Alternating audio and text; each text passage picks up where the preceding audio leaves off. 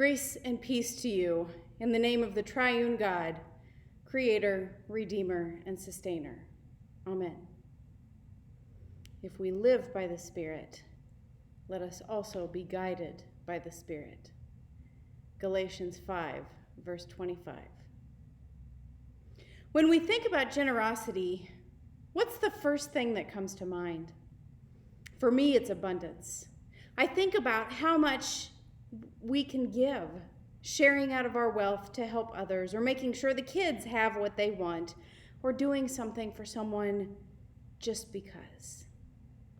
Just because I want them to know I'm thinking about them, or just because they're going through a rough patch right now. Or I think about charitable giving. For many of us, this is hands off, a check in the mail.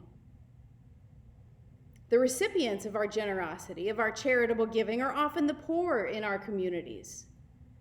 Recently, I saw a budget for minimum wage earners making the rounds on Facebook. This is something that was first put together in 2013 in a partnership between McDonald's and Visa to help McDonald's employees earning less than $8 an hour for a 40-hour week. It's worth noting that in the 8 years after this was created, the federal minimum wage remains $7.25, although many states have raised minimum wage to $10 or more. Missouri's minimum wage is $10.30 as of this year. Step one in this budget is for McDonald's employees to get another job, working almost as many hours as they do at McDonald's. At the increased wages that someone in Missouri would make in 2021, they would still need to work over 25 hours a week at a second minimum wage job just to meet the budget's recommended income. The budget writers make some assumptions about expenses. They assume that $600 will be sufficient for rent or a mortgage payment. Around here, this would work for a one-bedroom apartment, but probably nothing larger for decent housing. They assume that people have good driving records and have inexpensive insurance. They assume that any gas, water, sewer, and trash disposal will all be included in the rent or mortgage, and that monthly cable, phone, and electricity payments will be relatively low. They do factor in $100 in savings per month and $100 in what they call other under monthly expenses. This could be Netflix and Amazon subscriptions for people who have cut the cord from cable, or it could be personal or student loan payments or medical expenses. This leaves $800 a month for all other expenses. $800 a month to replace worn-out clothing, shoes, and things around the house. To buy school supplies if they have kids. To go to the doctor. To change the oil in the car or deal with flat tires or bad alternators. To figure out how to pay for Christmas and birthday presents. To indulge in a hobby. To find some respite from the stress of working 70 hours a week, to give charitably, and to feed themselves and their families. $800 a month equals $27 a day, as long as there aren't any emergencies that month. $800 a month of spending money at minimum wage comes from long work hours, leaving very little time or energy to take care of themselves or their families, and probably even less opportunity for generosity. But the example of generosity that we have in the verses from John for today is different. This is an example of God's generosity, which is entirely motivated by God's love for us. It is intended to fill our needs. It is hands-on and fully present. The story of the feeding of the 5,000 occurs in all of the Gospels, but John's version is different from the others. In John's version, there are a few details that bring home our exploration of generosity in a new way. First, there's the cost of the meal. Philip estimates that it would cost 200 days' wages to pay for just a morsel for every member of the 5,000 families gathered there. That's about 6 months and 3 weeks at a day laborer's wages. The equivalent amount at a minimum wage of $10.80, 40 hours a week, would be $13,728. The point is not that some person would have to fork over this much money to feed these 5,000 families. The point is that for almost all of us, that sort of generosity is beyond our reach, at least over the course of an afternoon. But it is not beyond God's reach.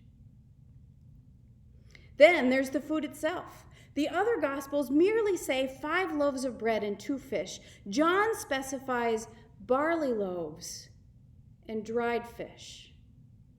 Barley was the grain to which the poor had the easiest access. Wheat would have been less available to the people following Jesus that day.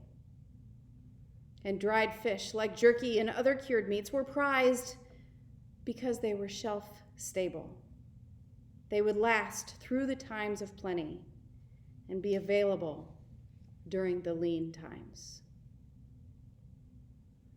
Unlike the other Gospels where the disciples distributed the loaves and fishes, John tells us that Jesus gave thanks for the loaves and gave them out to all who were gathered, doing the same with the fish.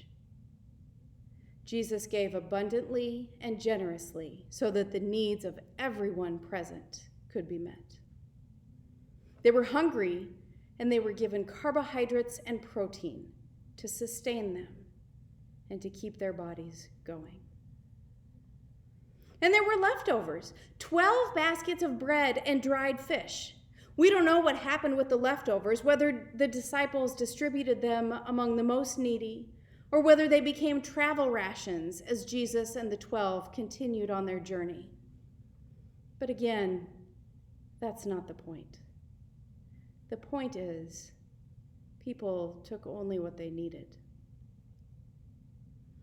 We will receive the same generosity from God's hand in a few minutes when we receive communion, bread that Jesus gives thanks for and distributes, so that all who are hungry can be fed. And it's not only a physical hunger that's satisfied, it's also the spiritual yearning for the presence of God. It is no mistake that Jesus' actions in the feeding of the 5,000 mirror his actions during the Last Supper, a story which John does not include in his gospel. For John, this is the miracle of Jesus giving of himself to bless and sustain his followers. And in this version, we are invited to contemplate the practical implications of the story. This is not the 12 in an upper room with Jesus as he prepares to be crucified.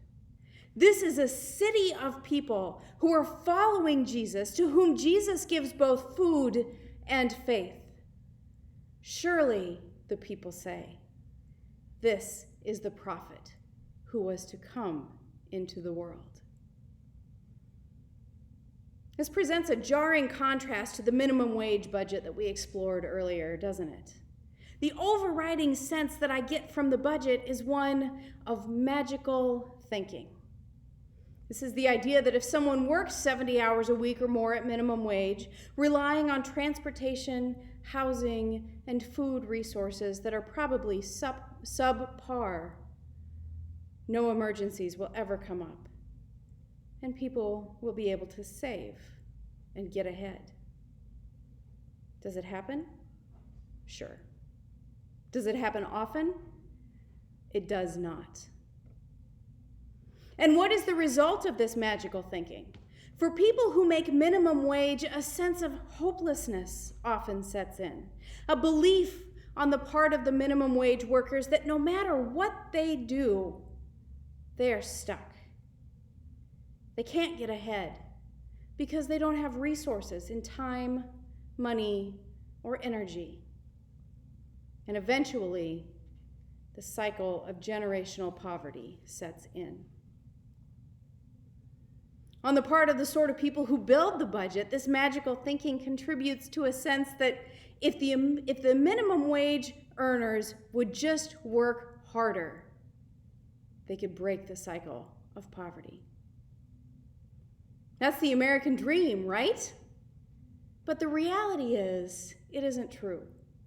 It hasn't been for generations, if ever.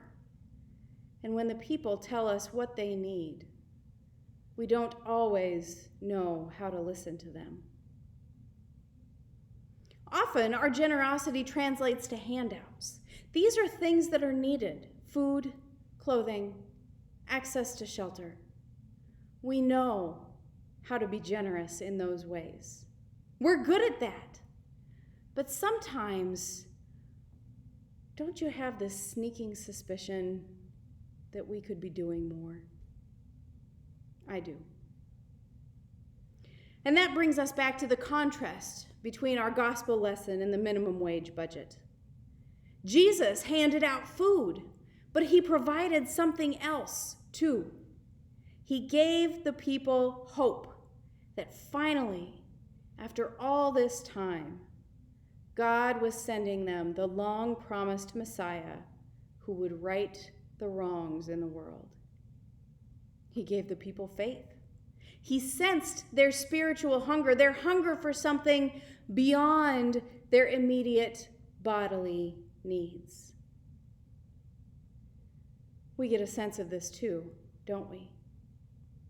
When we see the person holding the sign that says, "Anything helps." When we see the fast food workers who have walked off the job in protest of poverty-level wages. When we're in the checkout line in the grocery store behind someone who has to put something back to get their bill down just a little bit. The Messiah did come, just as the people hoped, but not as a political ruler, a king who would rewrite the rules and institute reforms. Instead, he came as God incarnate, calling and coaxing us into right relationship with God and with each other. How do we model ourselves on Christ's generosity? How do we meet not just the physical need, but the spiritual need as well? We can't do it alone. It takes time and effort and willingness to make connection, to be vulnerable. It takes leaning on our faith, asking the Spirit to live in us, to work through us, to inspire us to generosity, to lead us to give, not just with our wallets or even with our time, but with our very selves, with our lives. Amen.